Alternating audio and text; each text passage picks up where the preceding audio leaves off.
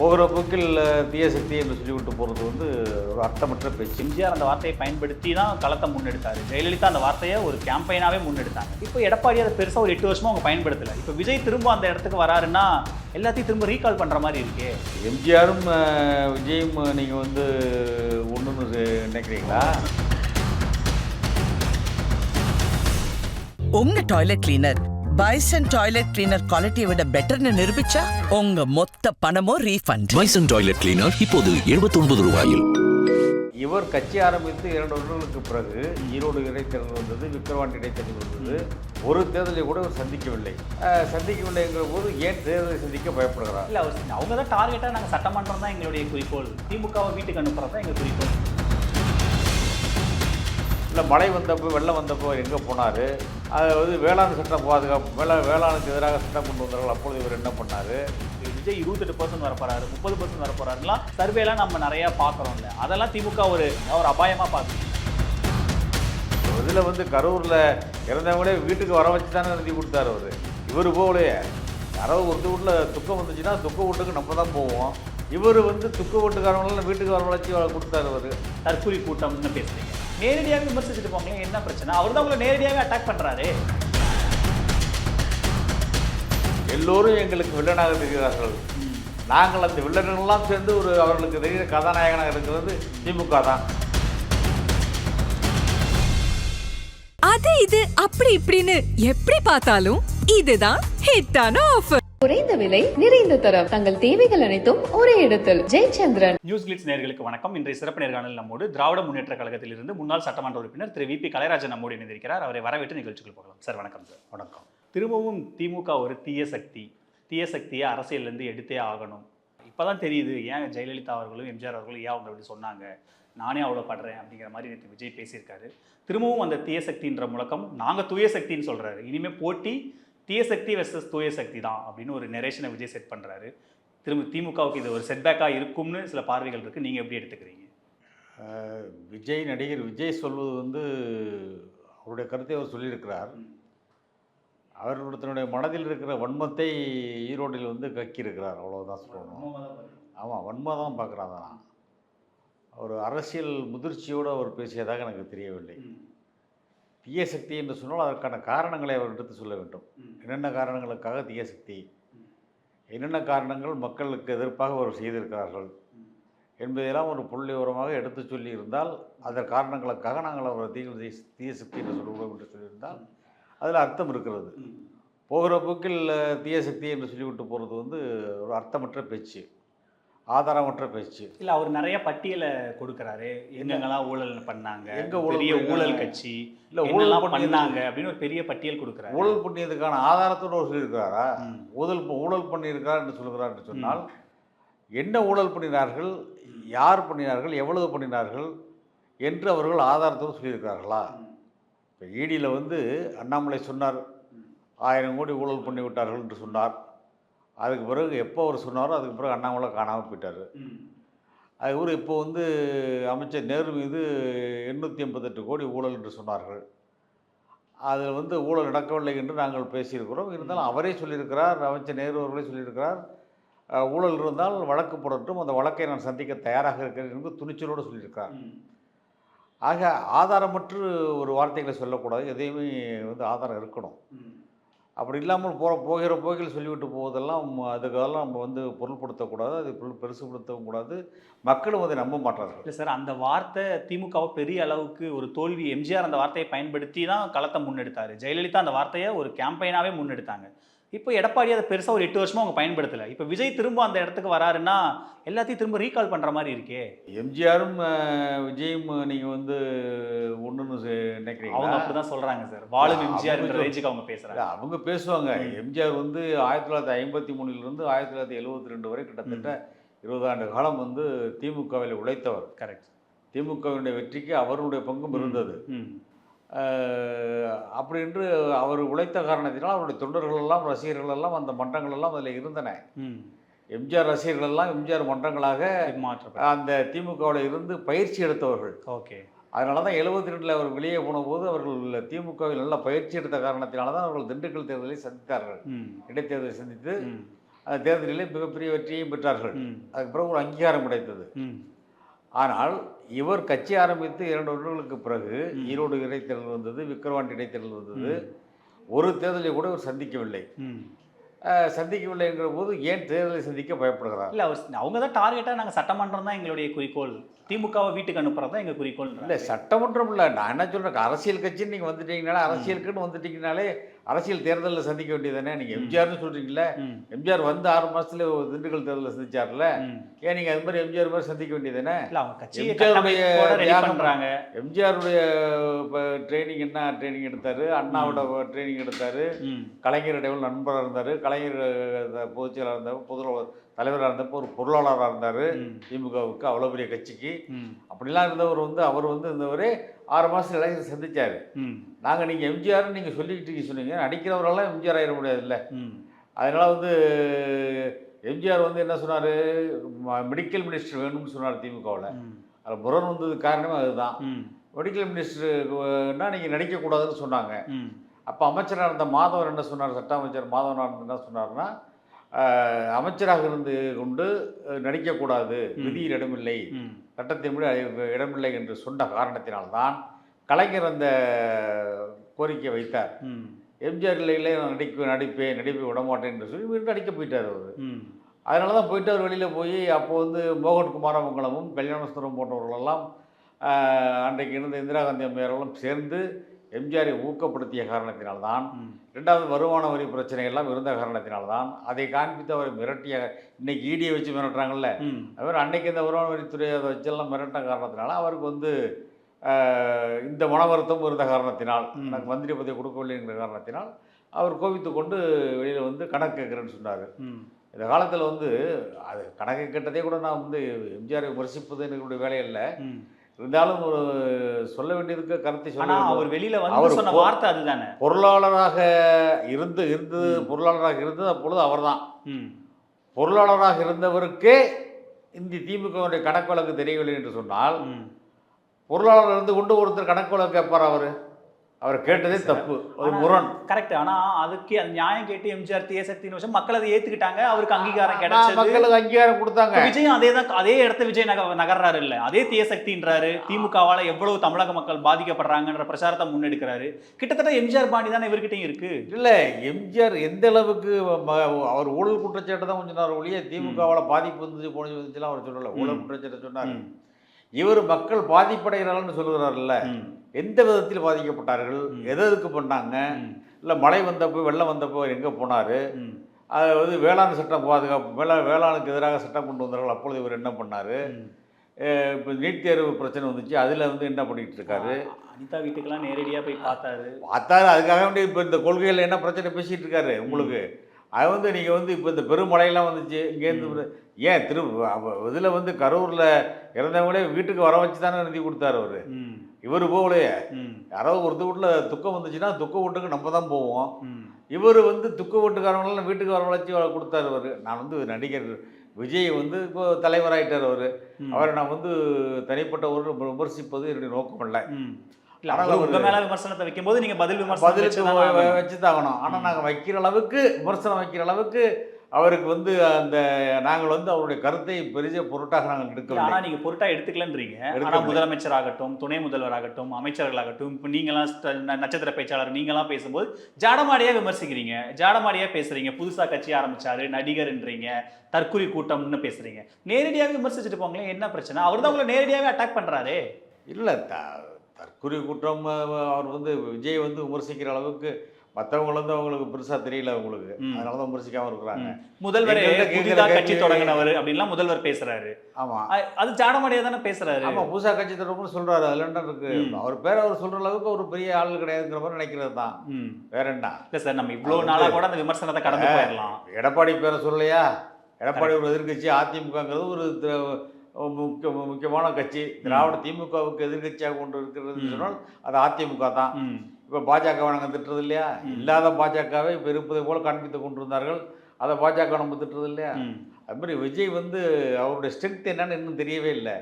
ஒரு ஸ்ட்ரென்த்தே ப்ரூவ் பண்ணாமல் இருக்கிற ஒருத்தரை வந்து நான் தான் ராஜா, நான் நானும் ரவுடின்னு சொல்லிக்கிட்டு அவர் இல்ல, அவர் சுத்திட்டு போட்டியே திரிஞ்சாருன்னா, திமுகவுக்கும் தாவேக்காவுக்கும் தான். எல்லாருமே நீங்கள் பார்த்தீங்கன்னா போட்டி வந்து பாஜகவும் போட்டி எங்களுக்கும் எங்கள் கூட்டணிக்கும் திமுகவுக்கு தான் போட்டிக்கிறாங்க. எடப்பாடியும் எங்களுக்கும் திமுகவுக்கு தான் போட்டிக்கிறாரு. நாம் தமிழரும் எங்களுக்கும் திமுகவுக்கும் போட்டிக்கிறாரு.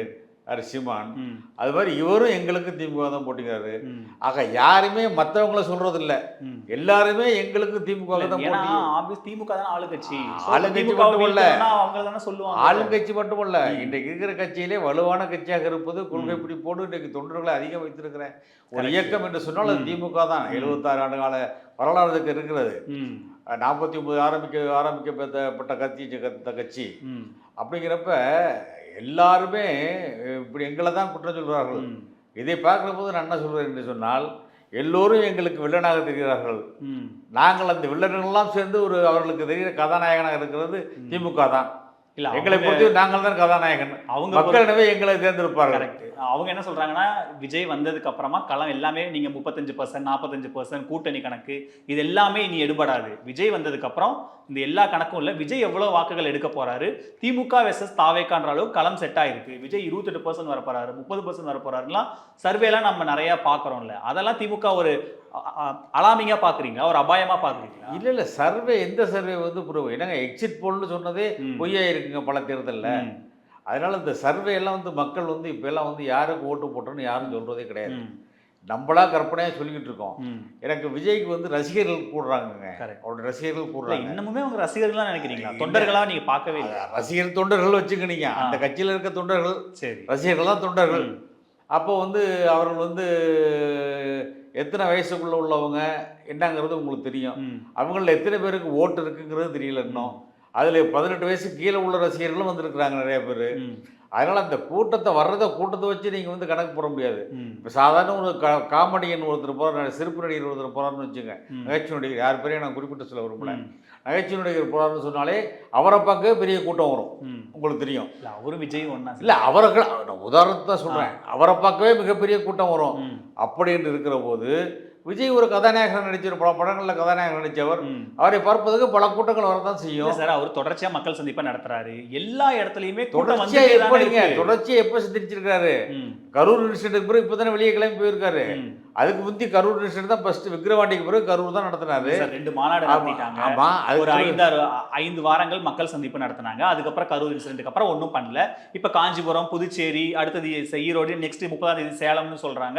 அவர் ரொம்ப தீவிரமா வராருல, எல்லா பக்கமும் எல்லாமே இந்த 6 மாசத்துக்குள்ள தான் நடத்திக்கிட்டு இருக்காரு அவரு. இதுக்கு முன்னால் விஜய் எங்க கேள்விக்குறிதான் நீங்க பார்க்கணும். இதற்கு முன்னால் எங்கே இருந்தார்?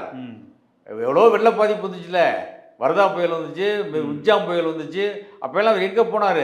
யாரையும் கூப்பிட்டு இருக்க மக்களை போய் சந்திச்சு கேட்டாரா? எதுவும் உதவி செஞ்சாரா? எதுவும் செய்யலை. இல்லை, நீங்கள் இப்போ தானே வெளியே வந்திருக்கிறாரு. நாங்கள் அவரை வந்து மிகப்பெரிய சக்தியாக அவர்கள் நினைத்து கொண்டிருக்கிறார்கள் என்பது மக்கள் தீர்மானிக்க வேண்டும். அவரே சொல்லிக் கொள்ளக்கூடாது. அவரே நாங்கள் பெரிய சக்தி என்று சொல்லிக் கொண்டிருந்தால், எங்களை பொறுத்தவரை எங்களுக்கு பெரிய சக்தியாக எங்களுக்கு எதிர்ப்பாக இருக்க வேண்டியவர்கள் யார் என்று நாங்கள் நினைக்கிறோம் என்று சொன்னால் அதிமுக கூட்டணியை தான் நாங்கள் நினைக்கிறோம். அதிமுக அந்த இடத்துல இருந்து அகற்றதுக்கான வேலைகளை பார்க்குறாரு. எம்ஜிஆர் ஏன் அதிமுக தான் பயன்படுத்தணும், மற்றவங்க தான் பயன்படுத்தணுமா, நாங்களும் பயன்படுத்துவோம், எம்ஜிஆருடைய திட்டங்களை நாங்களும் எடுத்துக்குவோம் அப்படின்னு அவர் பேசுறாரு. அது சொல்லட்டும், அதுக்கு எடப்பாடி பதில் சொல்லட்டும்.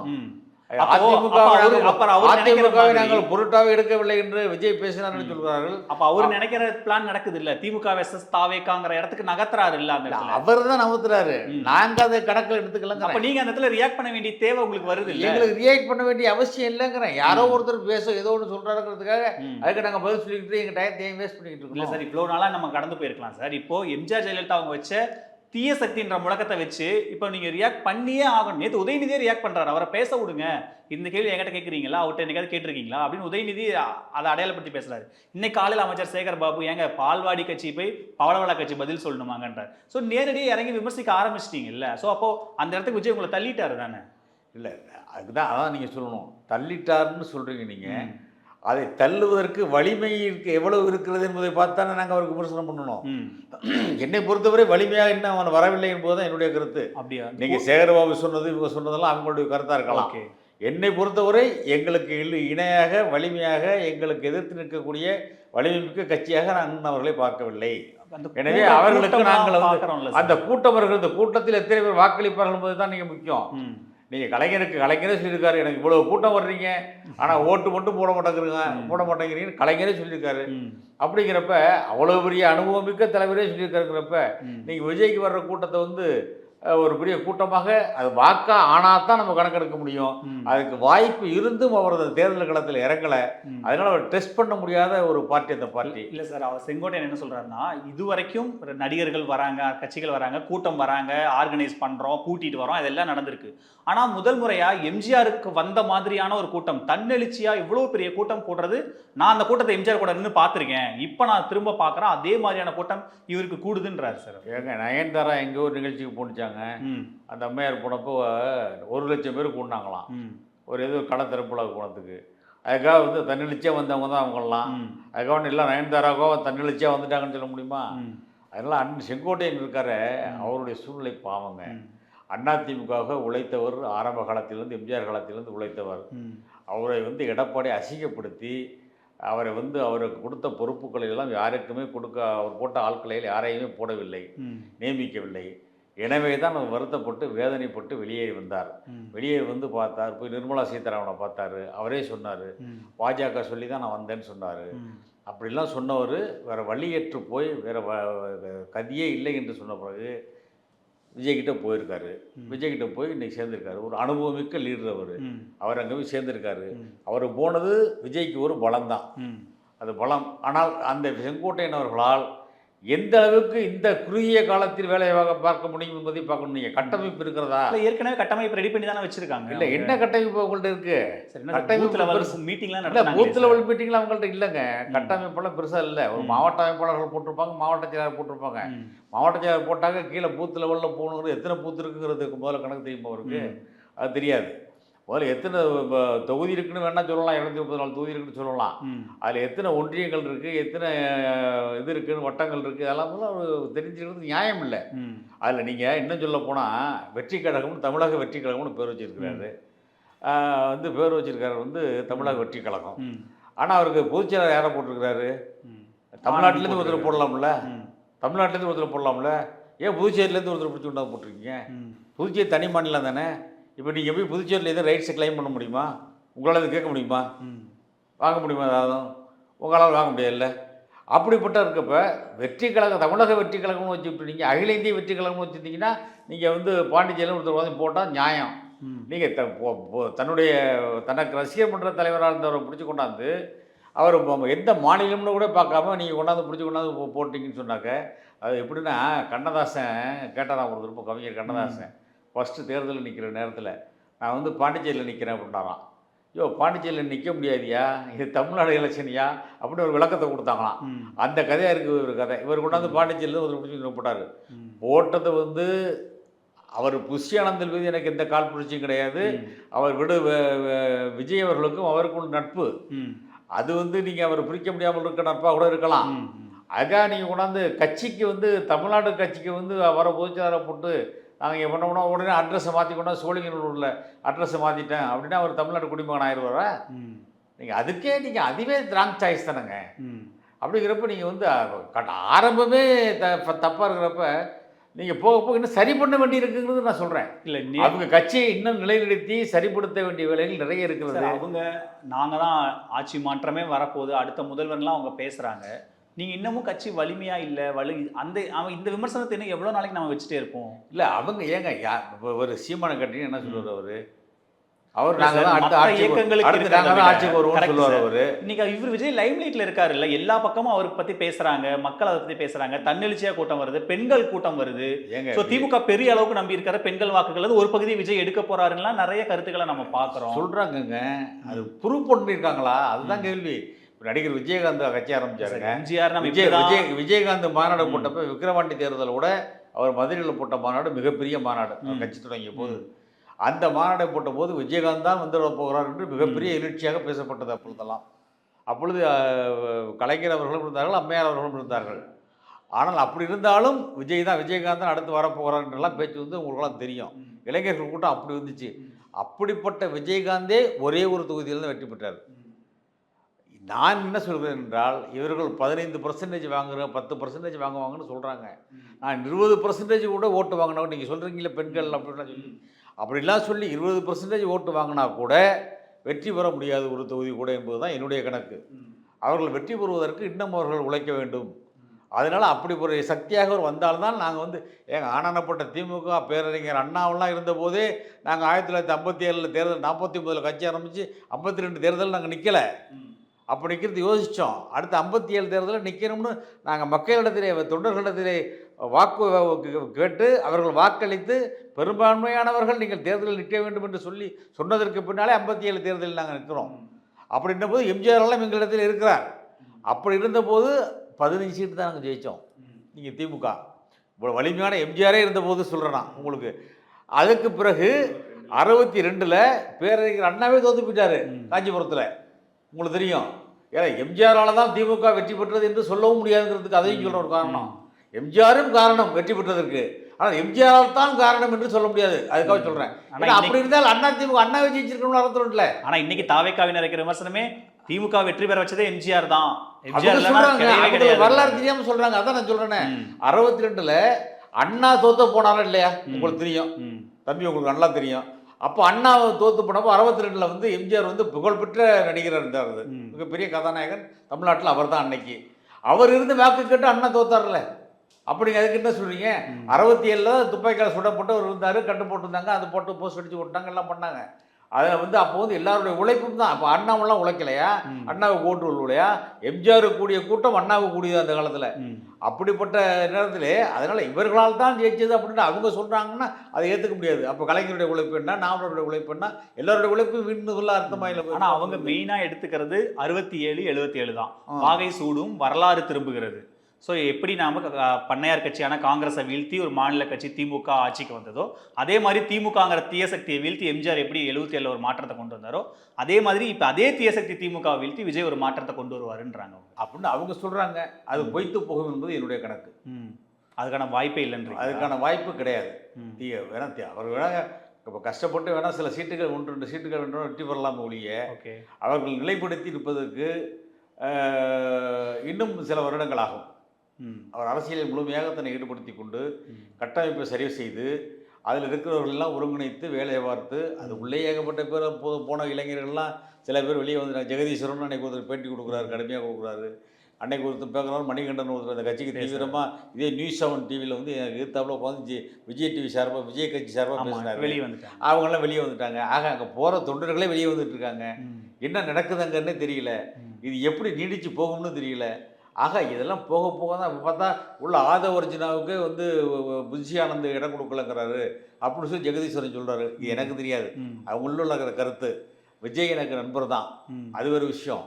இருந்தாலும் ஒரு தமிழன் கட்சி ஆரம்பிச்சிருக்காரு, அதுலேயும் எனக்கு மாற்று கருத்து இல்லை, இருந்துட்டு போட்டோம்.